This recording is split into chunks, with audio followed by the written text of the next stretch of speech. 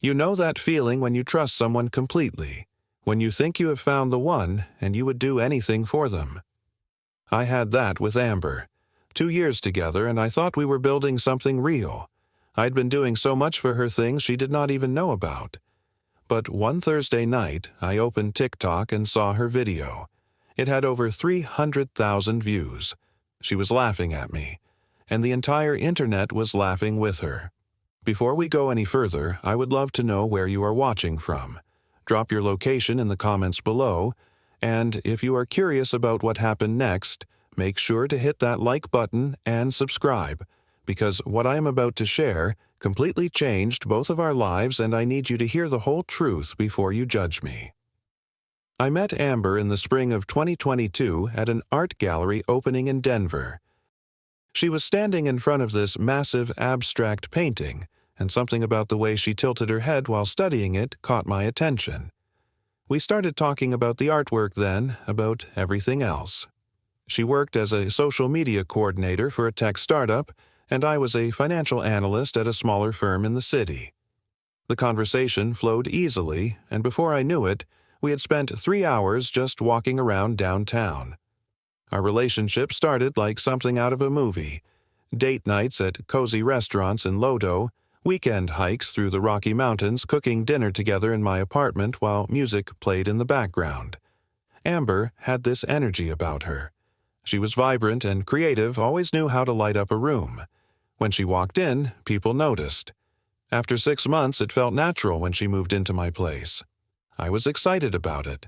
This felt like the next step towards something permanent. But I started noticing things pretty quickly.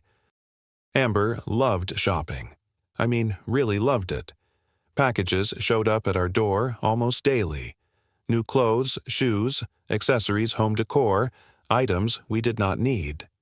At first, I thought it was just her way of expressing herself.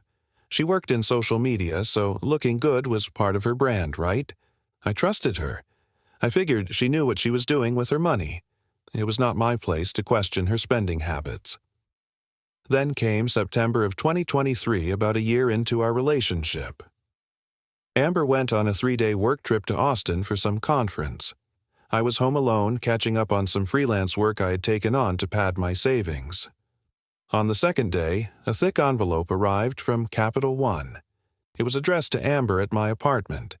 The envelope had one of those transparent windows, and as I set it on the kitchen counter, I caught a glimpse of the text inside. Final notice, and then a number that made my stomach drop. $19,847.23.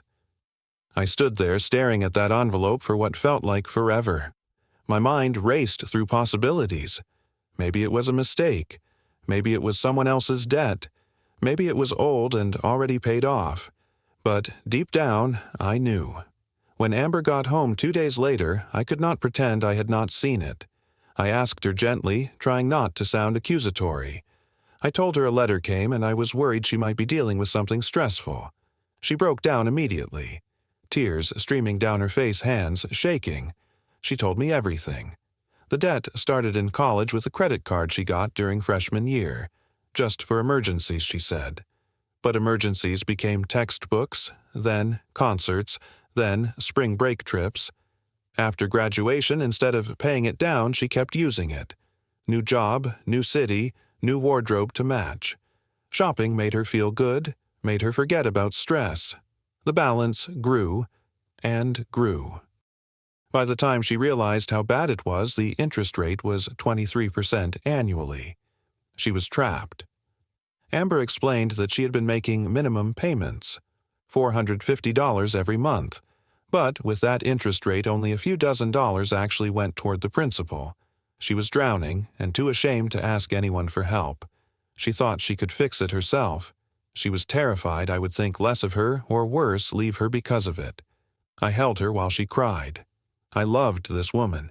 I wanted to build a future with her, and I knew that future could not happen if she was buried under $20,000 of high-interest debt. So I made a decision that night. I told her we would handle this together. I ran the numbers in my head. If I could contribute an extra $800 to $1,000 per month on top of her minimum payment, We could knock this out in about 2 years. It would be tight, but doable.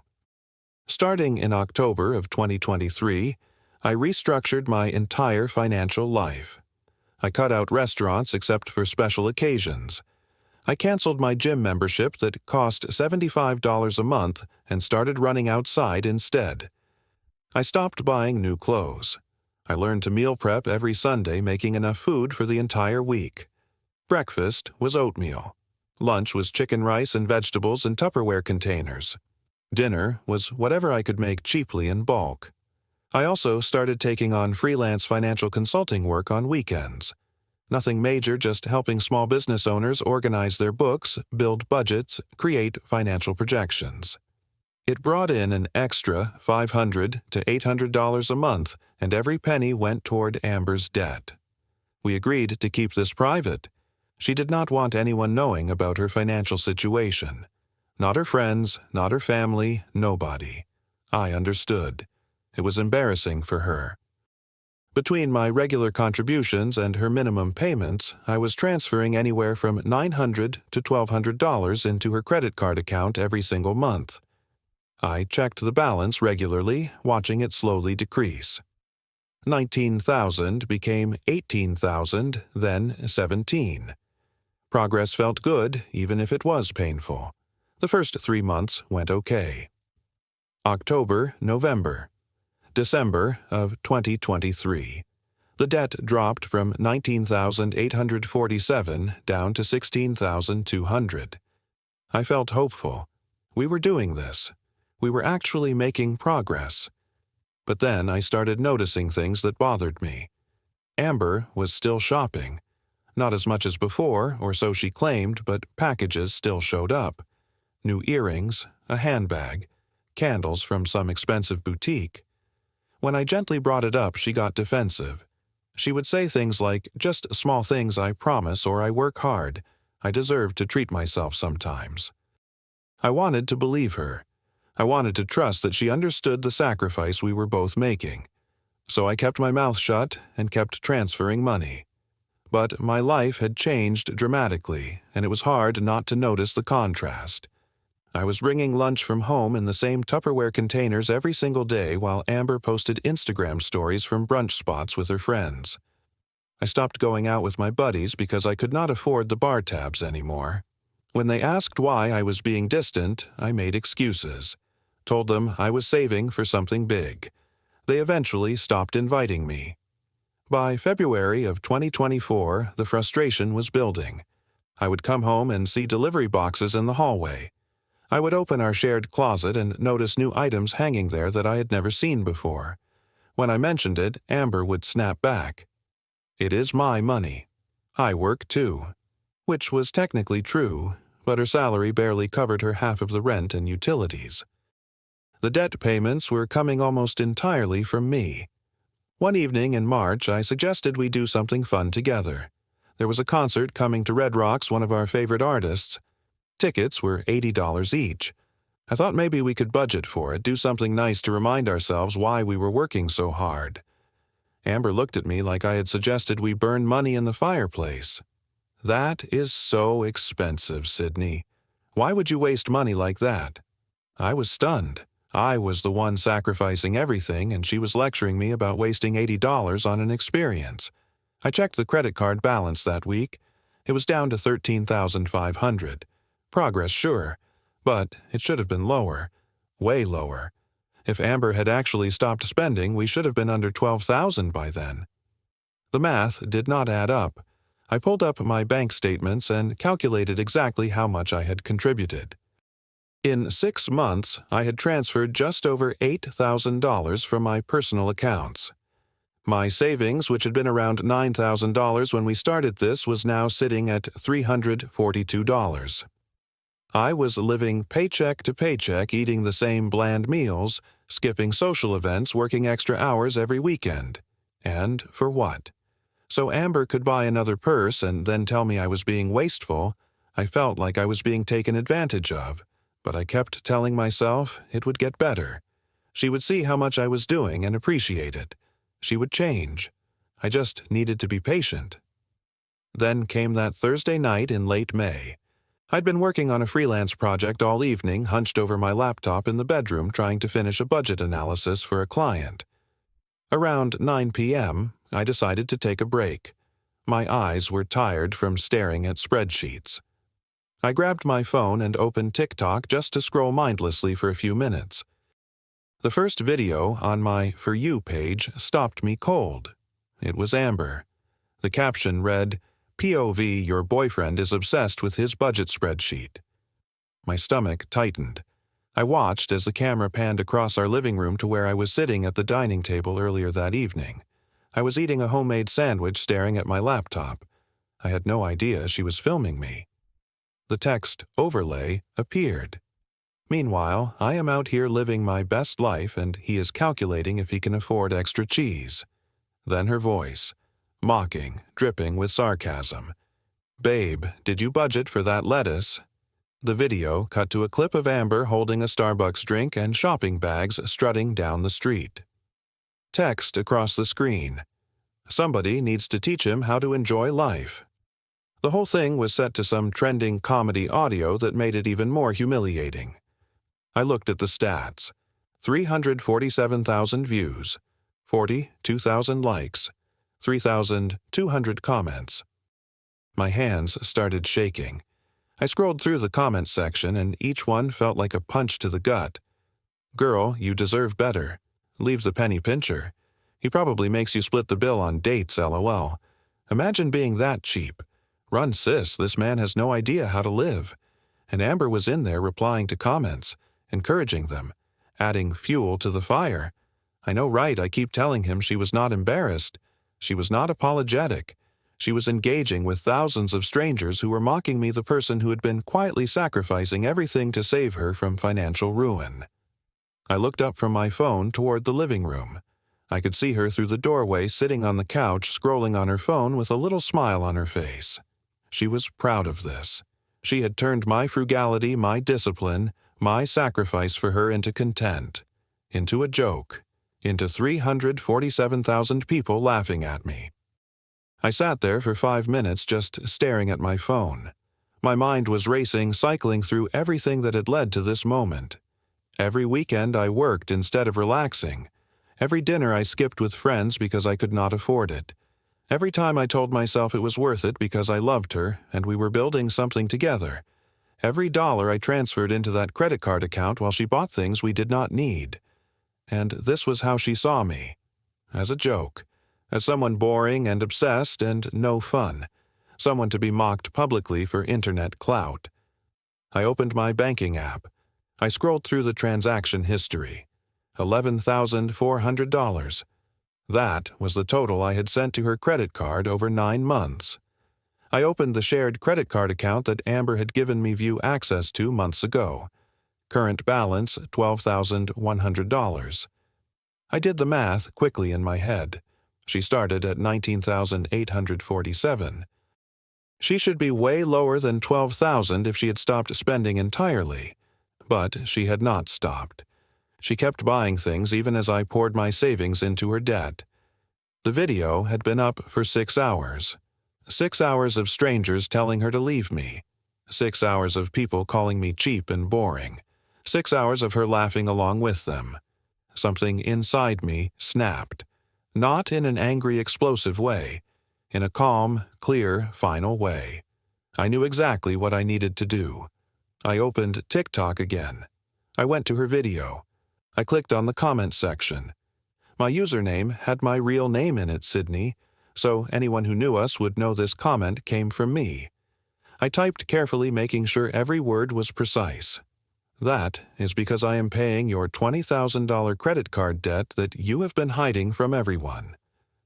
The budget spreadsheet you are mocking. It is me figuring out how to cover your minimum payments while you buy another $200 purse. You are welcome." I hit post. My heart was pounding, but my hand was steady. Within 3 minutes, the comments started gaining traction. Likes poured in. 50, 100, 300, 500. People started replying. Wait, what plot twist of the century? Oh, damn. This is insane. Someone screen record this before it gets deleted. Others started tagging Amber directly. "Girl, you better answer this. Amber, explain yourself." Then I heard it from the living room. A sharp gasp. The sound of someone's entire world tilting off its axis. Footsteps. Fast. Amber burst into the bedroom, her phone clutched in her hand, her face bright red. "What the hell did you just do?" She was shaking, her voice somewhere between a scream and a sob. I looked at her calmly. "I told the truth. You wanted clout. Now you have it." She started yelling, telling me to delete it, demanding that I take it down immediately. I refused. She could not believe I would do something like that. How could I humiliate her in front of everyone? How could I expose something so private? I stayed calm, but my voice was firm. "You humiliated me first, for 300,000 people to laugh at." She tried to backtrack. "It was just a joke, Sydney. It is TikTok. Nobody takes it seriously." But I was not buying it anymore. You replied to comments. You doubled down. You let them call me cheap and boring when I've been sacrificing everything to fix your mistakes. She started crying then. Real tears. Telling me I was cruel, that I was ruining her life. I pulled up my phone and showed her the bank statements. All of them.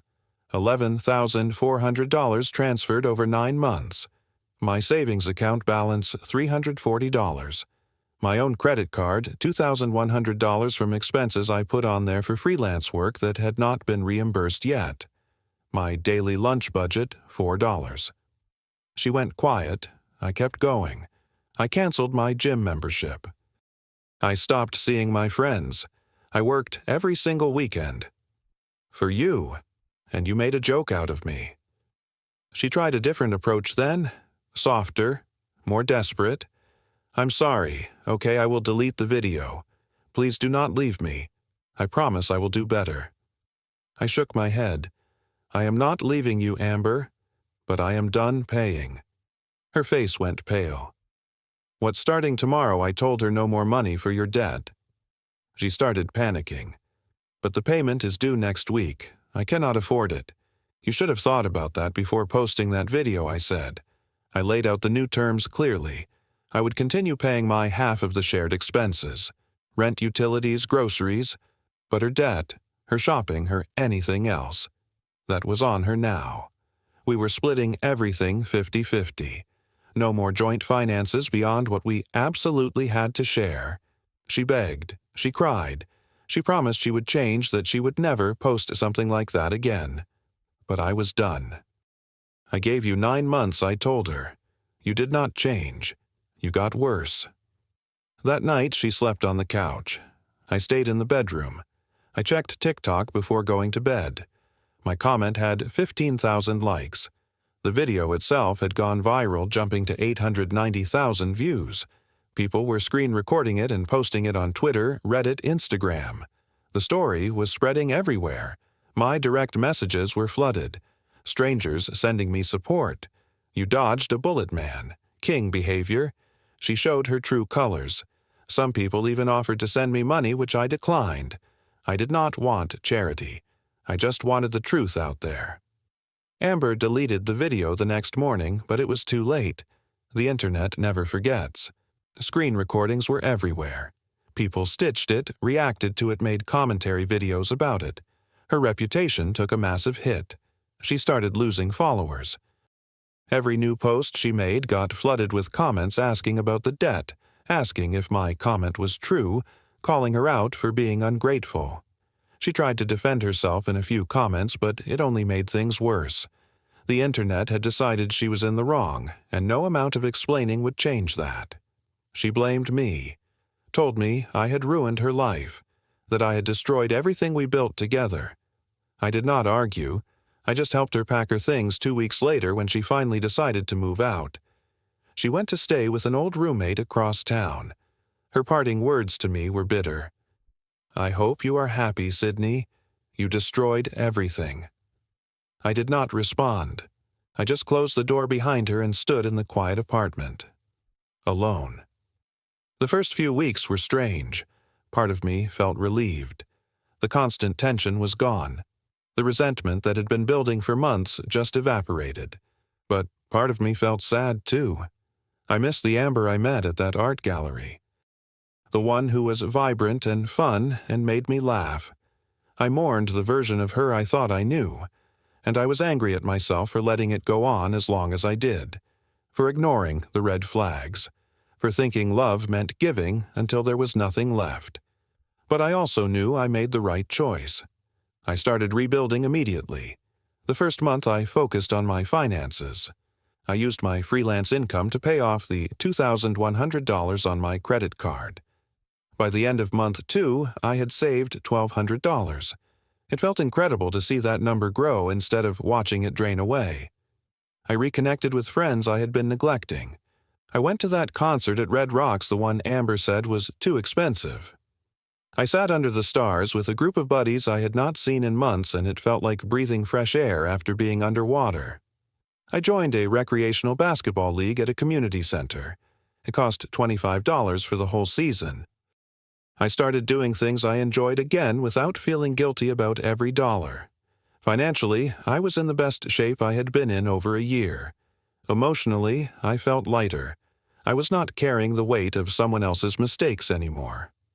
A few months later, the algorithm showed me one of Amber's TikTok videos.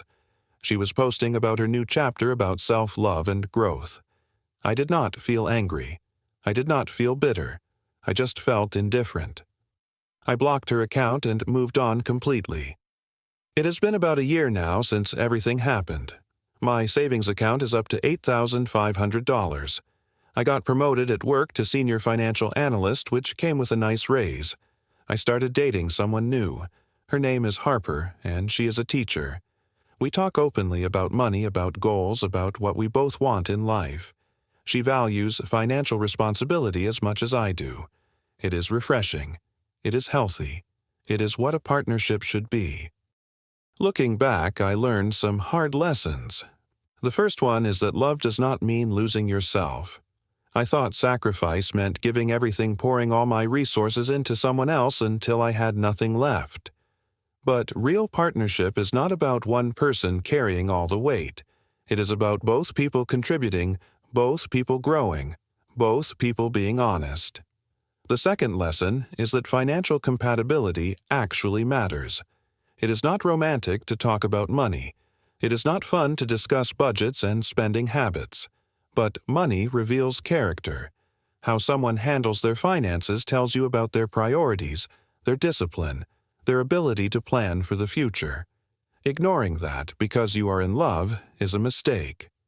The third lesson is simple but powerful. When someone shows you who they are, believe them. Amber showed me that she valued internet validation more than our relationship. She showed me that she was willing to humiliate me publicly for a few thousand likes. She showed me that she did not appreciate the sacrifices I was making. I just did not want to see it until I was forced to. I do not regret helping her initially. I loved her, and love makes you want to help the people you care about. But I do regret not setting boundaries sooner. I regret not having honest conversations about expectations and contributions. I regret sacrificing my own well-being to the point where I had nothing left to give. These days, I am doing well.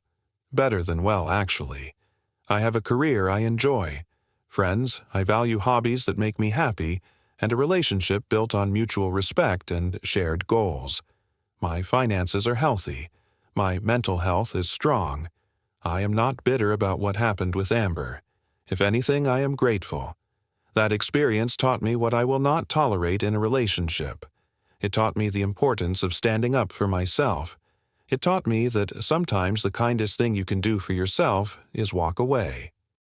So here is my question for you. Have you ever been in a situation where you sacrificed everything for someone only to realize they did not appreciate it? Or maybe you have been the person who did not see what someone was doing for you until it was too late. Drop your thoughts in the comments. I would love to hear your stories. And if this video resonated with you, please hit that like button and subscribe to the channel. Share this with someone who might need to hear it. Sometimes we all need a reminder that our worth is not determined by how much we give up for others.